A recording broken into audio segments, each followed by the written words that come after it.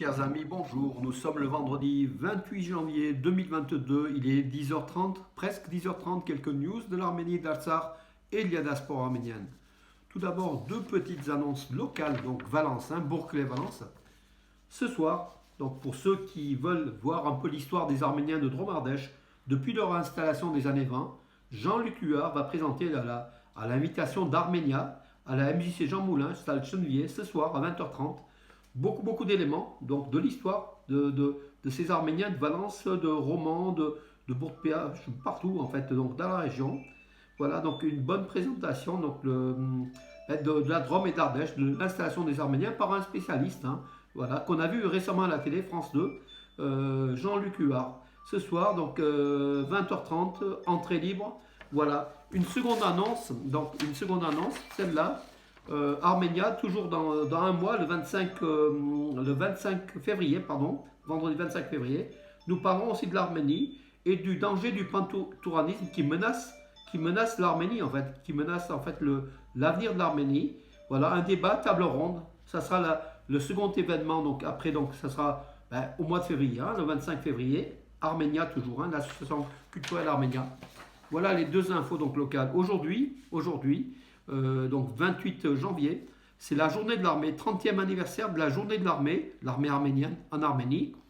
Catholicos Karekin s'est rendu donc à Hierapoul ce matin, donc prier à l'âme des disparus, de ces héros patriotes qui ont donné vie, en fait, qui ont préservé la patrie arménienne, les frontières de l'Arménie.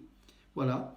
L'ambassade des États-Unis à Yerevan a publié une annonce justement félicitant donc la coopération arméno-américaine et puis rendant hommage à cette armée arménienne qui fête son 30e anniversaire. Donc les États-Unis qui de plus en plus sont actifs auprès de l'Arménie. Après on verra donc, par rapport à un nombre de problèmes, de la Russie, l'OTAN, voilà.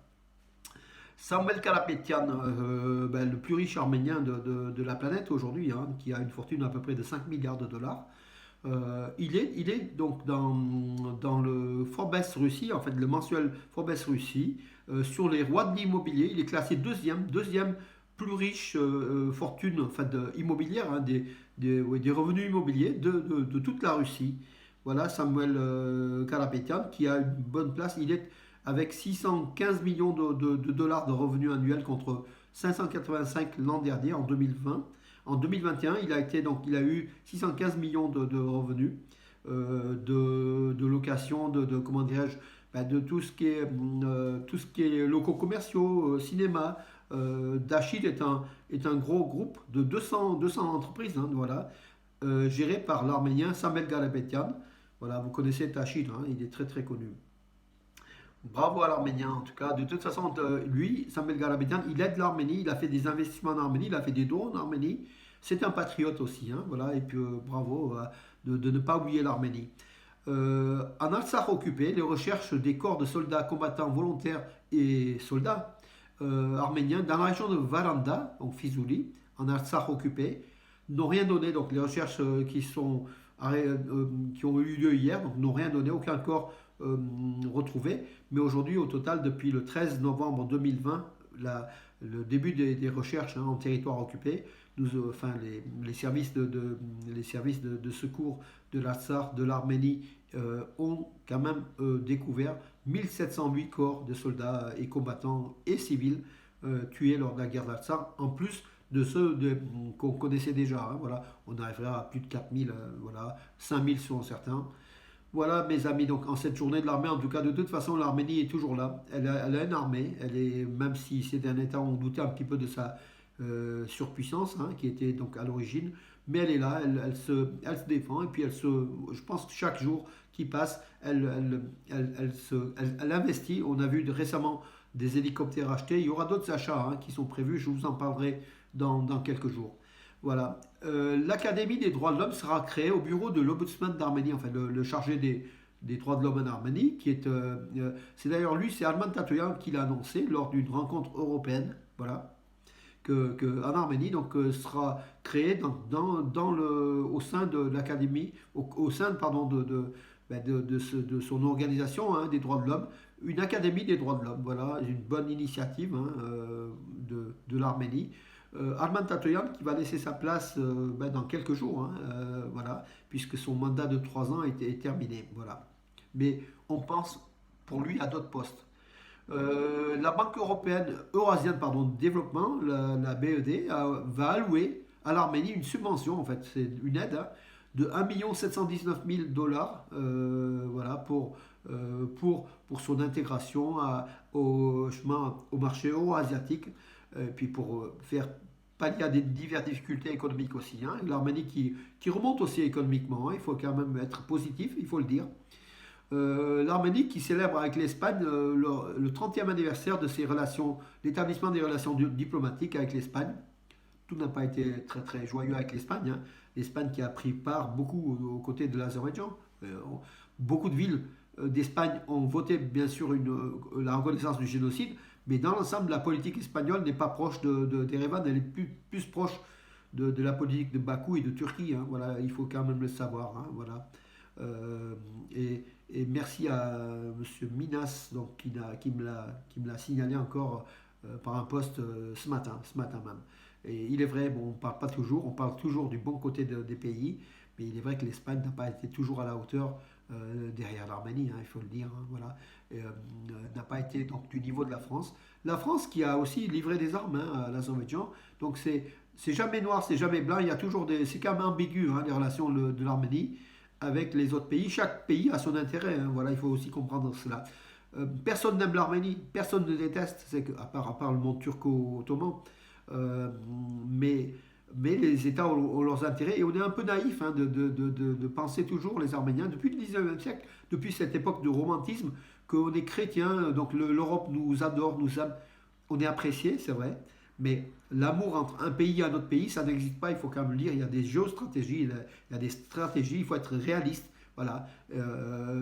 Si à un moment donné, les intérêts d'un pays passent par l'Arménie, ils seront bien avec l'Arménie. Si ça passe pas, ils seront mal. Regardez la Grande-Bretagne avec la BP, donc ils sont pieds et poings liés avec le Bakou et l'Azerbaïdjan. Sarkis Jamakorzian me l'a rappelé, donc c'est un local à Valence, donc à chaque fois, il nous rappelle de l'effet de l'histoire. Donc la British Petroleum, les Anglais ont toujours été, depuis d'Israéli, hein, qui n'a pas reçu Friedman Heilig au congrès de Berlin, même à Londres hein, ou à Manchester, il avait fait une tournée. De l'Angleterre a toujours, et ils ont récupéré l'île de Chypre hein, par rapport à l'Empire ottoman. L'Angleterre a toujours eu une politique pro-turque, voilà, et elle continue aujourd'hui encore. Hein, même Boris Johnson, qui a un arrière-petit-fils d'un Turc, mais attention, c'est un Turc journaliste qui a été tué par les jeunes Turcs, donc il était pour les Arméniens a priori, voilà. Il ne faut quand même pas non plus mélanger, dire Boris Johnson est anti-arménien, c'est ce que j'entends aussi autour de moi. Non, c'est faux, il ne faut pas être aussi sectaire. Eurovision 2021, donc la 19e édition du concours de l'Eurovision Junior, je reviens, qui était le 19 décembre à Paris, à la salle musicale. L'Arménie a gagné, bien sûr, avec Malena Kamikami. L'Arménie organisera donc avant décembre en 2022, donc l'Eurovision Junior 2022 à Yerevan. Cette Eurovision 2021, 33 millions de téléspectateurs, c'est un record, hein, ont regardé ce concours d'Eurovision. Pardon. En Arménie, ils étaient 43% des téléspectateurs à suivre la chaîne publique d'Arménie qui diffusait cette Eurovision Junior. Alors, en Islande, ils étaient 96% à regarder. Donc, bon, c'est un petit pays de 300 400 000 habitants, mais ils étaient quand même une majorité à regarder l'Eurovision Junior. En Pologne, ils étaient 2,8 millions. Donc, c'est voilà, il y avait une candidate polonaise aussi, Sarah James, qui a terminé deuxième derrière l'Arménienne, Malena. Voilà, mes amis, donc l'intérêt de plus en plus. Et puis sur les réseaux sociaux, il y a eu 8,3 millions de vues par ailleurs. Je vous en parlerai de Malena, sa vidéo bat des records aussi, hein, donc voilà, qui est sur YouTube. D'ailleurs, vous pouvez toujours visionner, elle est très très belle, Et la vidéo en direct à Paris, et la vidéo qu'elle avait préparée pour le concours, hein, bien avant, qui est à peu près à 8 millions aujourd'hui, et l'autre qui est à 2,5 millions. Donc au total, elle a dépassé 10 millions de vues, sans parler des réseaux sociaux, hein, de ce qui est repris, de ce qui est reporté. Voilà mes amis, une bonne chose, donc une bonne communication. Et l'Arménie, il y aura au minimum 30 millions de téléspectateurs qui suivront en direct depuis Yerevan l'Eurovision Junior 2022. Une toux qui reste depuis... c'est terrible, hein, cette année c'est dur mes amis, pour tout le monde, hein, je pense aussi, suite au Covid qui plane sur toute la France. Alors le patrimoine arménien vandalisé en Artsakh, occupé, donc près de Hatrout, dans un village, donc le village de Vank. l'église arménienne Croix Blanche, on a enlevé donc la croix, on change sa coupole, on transforme les Azéris hein, en zone occupée, occupée depuis les 44 jours de l'Artsakh. Ils changent la nature de cette église pour faire une église oudique, donc les chrétiens, qui sont quelques centaines hein, en Azerbaïdjan, qui se disent héritiers, à faux, à tort d'ailleurs.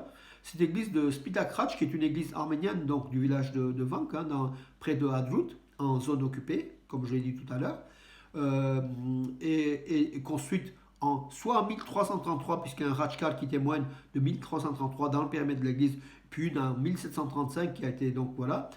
Cette église est revendiquée par Bakou, veut la faire revendiquer par les Oudiques alors que c'est une église arménienne. Encore une fois, le patrimoine arménien spolié sur les territoires occupés de l'Artsakh, il y en a 2000 hein, donc de monuments et de Rajkal, d'églises, vont changer de nature. Voilà. Et ça, sous le nez du monde moderne, sous le nez de l'UNESCO, qui n'a même pas le droit d'aller faire le constat en Azerbaïdjan. Nous, on a des vidéos, enfin nous, il y a quand même des organisations qui s'occupent de cela, arméniennes, et bravo à eux, et qui revendiquent en fait voilà, toutes les destructions, qui accusent l'Azerbaïdjan de toutes les dégradations, destructions, transformations de ces monuments du patrimoine arménien dans ces zones occupées. Bakou, l'Azerbaïdjan, est un État voyou. N'ayons pas peur de le dire, un État voyou, avec un dictateur Aliyev, pantouranien, c'est le pire des criminels actuels. On a parlé de Corée du Nord, on a parlé de Biélorussie, mais la dictature azérie est encore plus terrible, hein, je peux vous le dire. Et derrière, les pétrodollars cachent par des voies de communication, par du lobbying, cachent ces méfaits des dictateurs d'Azerbaïdjan qui aussi dilapident la fortune du peuple azéri. Hein. N'ayons pas la haine contre le peuple azéri. Il y a quand même, on a une haine contre un gouvernement comme les jeunes Turcs. Hein. On n'a pas la haine contre les Turcs, la population turque ou la population azérie. On ne peut pas avoir une haine envers toute une population. Mais on a une haine envers ces dictateurs, hein, des fachos, des pires que des fachos. Quoi, voilà. Hein, vous avez bien compris, je ne vais pas compléter. L'Arménie n'a pas encore pris la décision finale concernant sa participation au forum diplomatique d'Antalya. L'Arménie a été invitée par la Turquie à participer, bien sûr, pour nouer encore le dialogue davantage. Mais aujourd'hui, donc c'est Ruben Roupinian, le vice-président du Parlement arménien qui représente l'Arménie dans les relations entre Ankara et Yerevan, hein, dans les pourparlers. Donc le ministre des Affaires arménien des Affaires étrangères, Ararat Mirzoyan, a affirmé qu'on n'est toujours pas décidé à y aller, donc à ce forum d'Antalya, bien sûr, qui rapprochera encore plus de la Turquie, l'Arménie, quoi. Voilà. Selon Flyone Armenia, donc la compagnie aérienne arménienne, hein, qui n'est pas la compagnie nationale, mais qui est une compagnie assez intéressante, hein, la politisation de l'exemption de la taxe aérienne pour les vols d'Istanbul est inacceptable. Donc les vols Yerevan-Istanbul ont été autorisés par la Turquie, aussi par l'Arménie, par Flyone Armenia. Il y aura deux ou trois vols hebdomadaires, je crois que c'est limité à 3. La Turquie, durant 3 ans, exonère les taxes d'aéroport de 10 000 drams à chaque fois à cette compagnie aérienne. Donc, et beaucoup pensent que la Turquie fait cela pour essayer d'amadouer les Arméniens, de leur jouer un tour politique hein, derrière le dos. Voilà, la direction de Flyone Armenia récuse ces accusations, voilà, disent que ce n'est pas à ce niveau-là. Hier matin, les soldats azéris pas loin de Garmishuga, le village de Garmishuga, qui est près de Mardouni, à la frontière entre l'Artsakh qu'on détient et l'Artsakh occupé, les soldats azéris ont tiré en l'air de façon sporadique, de temps en temps, pour impressionner, pour intimider les Arméniens de Garmishuga. Des Arméniens qui avaient bloqué donc, le convoi de véhicules azéris qui passent de temps en temps, sans prévenir, au milieu du village, qui empruntent la route pour aller vers Chouchi ou pour d'autres localités occupées. Hein. Mais cette partie arménienne, donc le Garmishuga, et dans la partie arménienne, les villageois voulaient carrément être, mis au courant de l'heure du passage de ces convois militaires. Ils ont bloqué donc la route. Après, les Russes ont pourparlé et puis finalement, ça s'est réglé. Voilà, mes amis, les Azéris en vengeance, donc ils tirent en l'air pour impressionner, pour dire on est là, attention, voilà.